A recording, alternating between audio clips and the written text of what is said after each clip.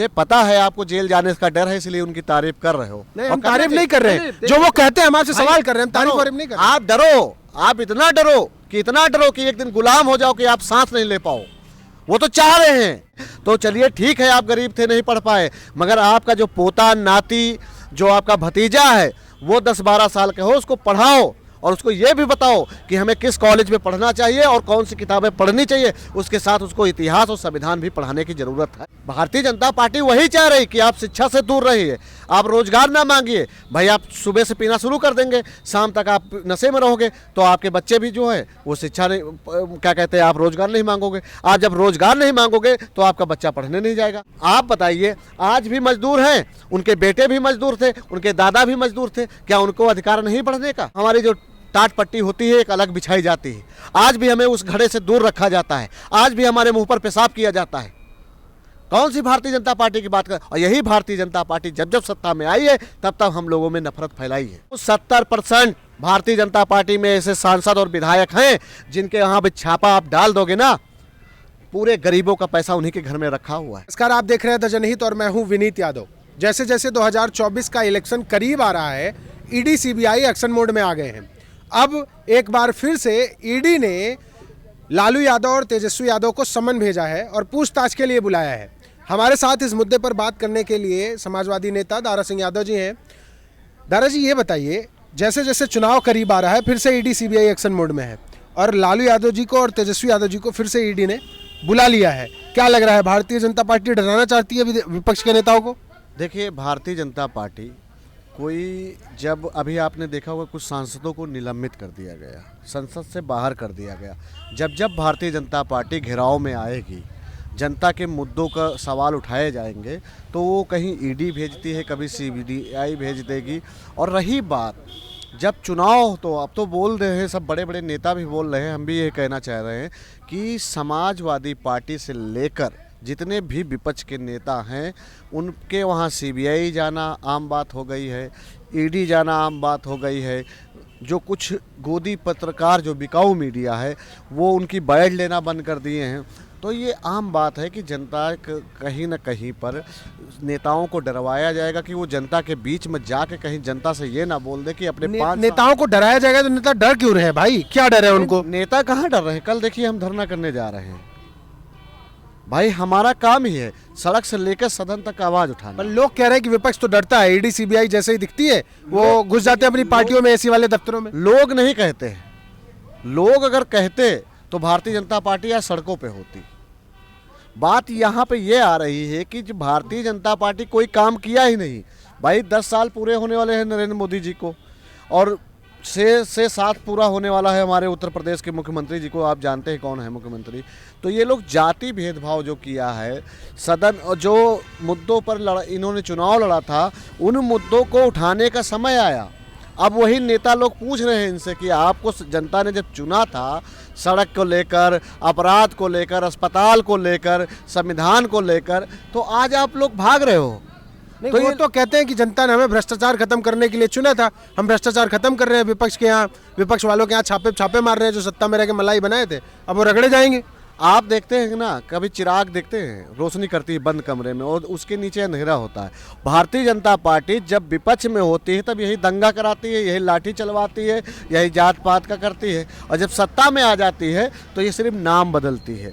लोगों को यहाँ ईडी भेजती है, लोगों को यहाँ सीबीआई जाती है। हो सकता है कि कल आप ये खबर चला रहे हो, कल आपको गिरफ्तार कर लिया जाए। भारतीय जनता पार्टी कह रही है हमने काम किया, हमने नोटबंदी की, हमने 370 हटाई, धारा 370 हटाई, हमने तमाम ऐसे काम किए जिसका विपक्ष के पास कोई जवाब नहीं है, और कह रहे हैं कि हम बहुमत से जीत रहे हैं। नहीं, नोटबंदी उन्होंने की तो आज क्यों निकल रहे हैं पैसे?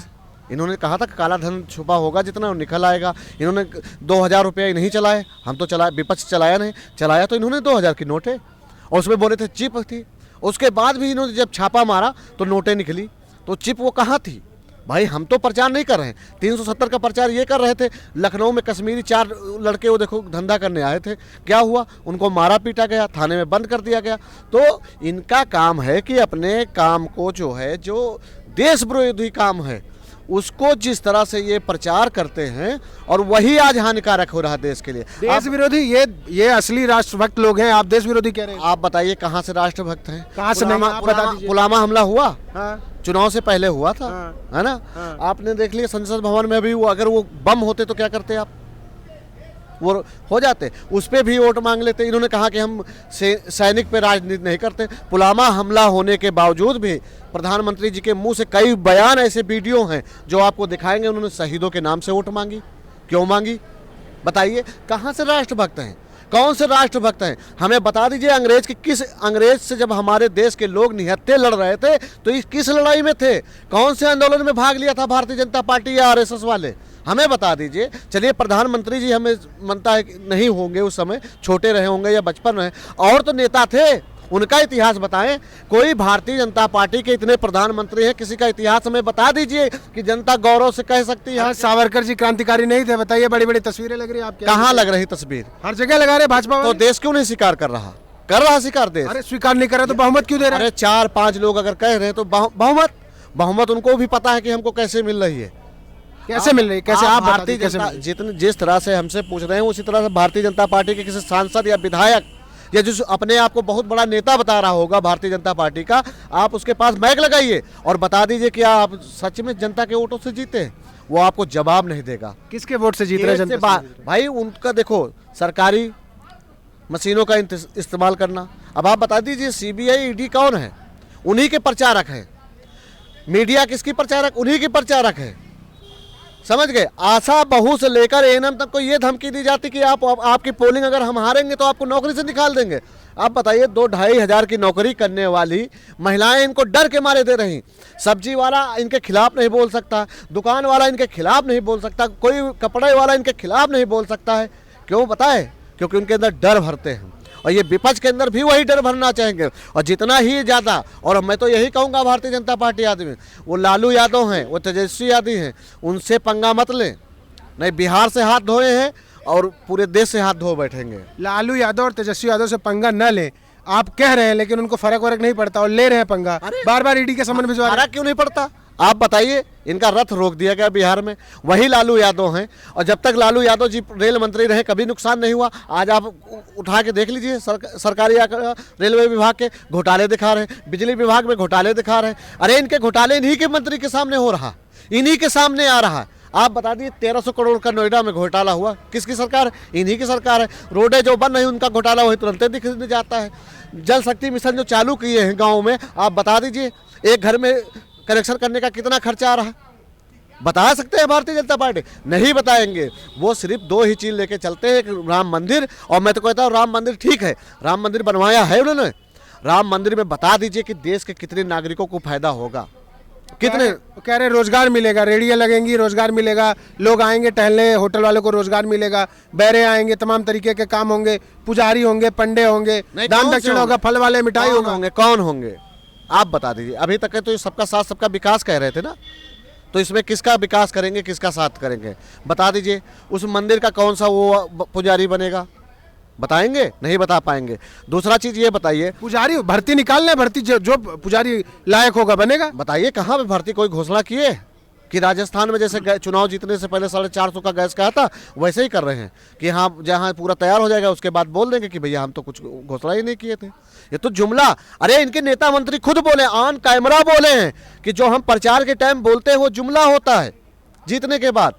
तो ये भारतीय जनता पार्टी है। मैं लोगों से यही कह रहा हूं कि आप शिक्षा पे ध्यान दीजिए। अगर आप 65 साल के हैं, अगर आप नहीं पढ़ पाए हैं तो चलिए ठीक है, आप गरीब थे नहीं पढ़ पाए, मगर आपका जो पोता नाती, जो आपका भतीजा है, वो 10-12 साल के हो, उसको पढ़ाओ और उसको ये भी बताओ कि हमें किस कॉलेज में पढ़ना चाहिए और कौन सी किताबें पढ़नी चाहिए। उसके साथ उसको इतिहास और संविधान भी पढ़ाने की जरूरत है, नहीं तो लक्ष्मण यादव की तरह नौकरी से निकाल दिया जाएगा।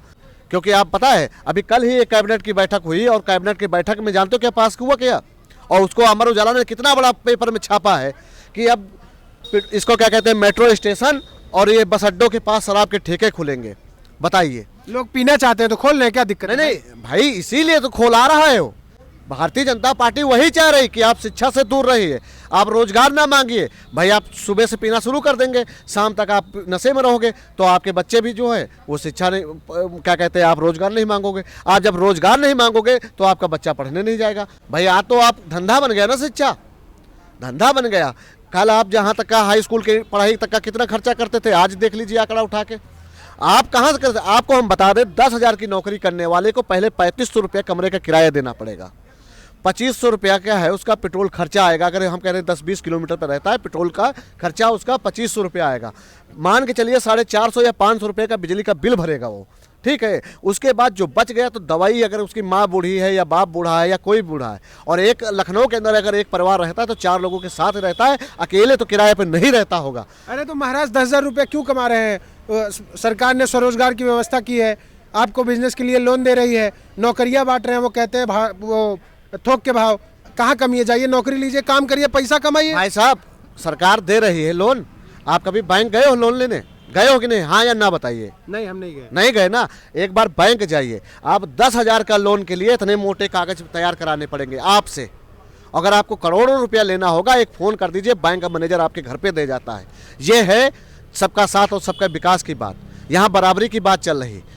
हम लोग उस लड़ाई को लड़ना चाह रहे हैं जो हमारे माननीय मुलायम सिंह यादव जी या लालू जी या हमारे जो अखिलेश यादव जी हैं या लोटन राम निषाद जी हैं, जो लड़ाई लड़ रहे हैं, जो लक्ष्मण यादव जी समझा रहे हैं, गांव-गांव में जो मंच लग रहे हैं, जो बहुजन की बात कर रहे हैं, वो और कुछ नहीं समझाने जा रहे हैं।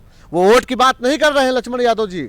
लक्ष्मण यादव जी ये बता रहे हैं कि तुम्हारे हक की मारी कहाँ पे हुई थी और कैसे हुई थी, और आज अब कहाँ पे हो आप बताइए। आज भी मजदूर हैं, उनके बेटे भी मजदूर थे, उनके दादा भी मजदूर थे। क्या उनको अधिकार नहीं पढ़ने का? उनका अधिकार नहीं पढ़ने का है? आज भी वो हमारी चादर, हमारी जो टाट पट्टी होती है एक अलग बिछाई जाती है। आज भी हमें उस घड़े से दूर रखा जाता है। आज भी हमारे मुंह पर पेशाब किया जाता है। कौन सी भारतीय जनता पार्टी की बात कर? और यही भारतीय जनता पार्टी जब जब सत्ता में आई है तब तब हम लोगों में नफरत फैलाई है। भारतीय जनता पार्टी कहता है कि नफरत वफरत नहीं फैलाते हैं, वो दलित पिछड़ों को हिस्सेदारी दे रहे हैं। आप कौन से किस जमाने की बात कर रहे हैं? कहाँ छुआछूत होता है? हम यहाँ 2023 में खड़े हैं। अभी कितने वीडियो मध्य प्रदेश से या उत्तर प्रदेश में आए हुए हैं, अभी जल्दी नहीं आया। अभी आपको बता दें कानपुर घाटमपुर में क्या हुआ। कौन थे वो लोग? मिश्रा थे। क्या किया? कथा हो रही थी ना, क्या करने गए थे वहाँ? फायरिंग करने। हम तो उनके कथे में नहीं अड़चन डालते, वो हमारे में क्यों आ जाते हैं? वो कह रहे हैं कि हमने मना किया तो मान जाओ, काहे करोगे? हमने कह दिया नहीं होना तो नहीं होना। दादागिरी है। और सरकार है उनकी, सरकार है उनकी तो गुंडाई करेंगे।